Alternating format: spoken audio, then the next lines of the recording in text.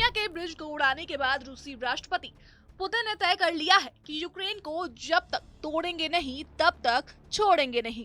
इसका ऐलान Putin Crimea पुल पर यूक्रेन के हमले के बाद हुई मीटिंग में कर चुके हैं।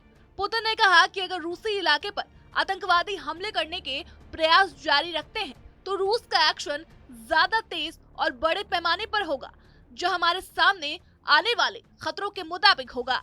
किसी को इस बात पर गलतफहमी नहीं होनी चाहिए। यही वजह है कि रूस अब यूक्रेन को ऐसा जवाब देने की तैयारी में है कि जेलेंस्की की पुश्तें याद करेंगी। रूस अब तक मिसाइलों से, कभी ड्रोन तो कभी बम और रॉकेटों से ताबड़तोड़ हमले कर रहा था, लेकिन रूस ने अब यूक्रेन के जंगी मैदानों में दुनिया का सबसे आधुनिक टैंक उतार दिया है, जिसका नाम T-14 अरमाटा है। हैरानी वाली बात यह है कि रूस के इन टैंक्स की संख्या कितनी है ये बाहरी दुनिया को पता ही नहीं है। इस टैंक की डिजाइनिंग 2014 में हुई थी। तब से 2021 तक प्रोटोटाइप के ट्रायल्स होते रहे। पिछले साल से इनका इस्तेमाल शुरू किया गया। ऐसे में आइए आज आपको इस टैंक की खूबियां बताते हैं, जो इसे दुनिया का सबसे आधुनिक टैंक बनाती है। T-14 अरमाटा का वजन 55 टन है। वहीं इसकी रेंज 5 से 12 किलोमीटर है। रेंज ज्यादा नहीं है, लेकिन तबाही भयानक मचाता है। यानी ये टैंक शहरी इलाकों में जंग लड़ने के लिए जबरदस्त है। 125 मिलीमीटर बैरल और 152 मिलीमीटर बैरल वाले इसके दो वर्जन आते हैं।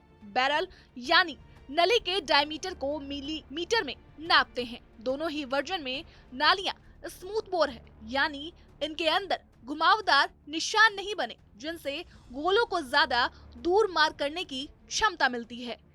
T-14 अरमाटा टैंक में 1 मिनट में 650 गोलियां दागने वाली 12.7 मिलीमीटर की क्वाड मशीन गन लगी है।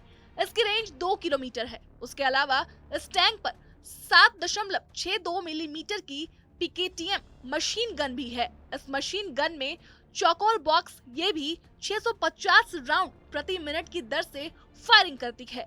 इन दोनों मशीन गनों में नाइट विजन, थर्मल विजन या राडार साइट्स भी लगा सकते हैं, यानी हमला किसी भी वक्त ताकतवर ही होगा। T-14 अरमाटा टैंक में एक बार में 42 गोले रखे जा सकते हैं। इसे सिर्फ 3 लोग चलाते हैं, 2 लोग मशीन गन पर और 1 टैंक चलाने वाला। गोले दागने के लिए ऑटो लोडर लगा है, यानी गोले ऑटोमेटिकली लोड हो जाएंगे। जो टैंक चला रहा है वो ही बटन दबाकर टारगेट को तबाह कर सकता है। इस टैंक में 12 स्पीड ऑटोमेटिक गियर बॉक्स है, यानी पुराने टैंकों की तरह चलते चलते फंसने का झंझट ही नहीं रहेगा।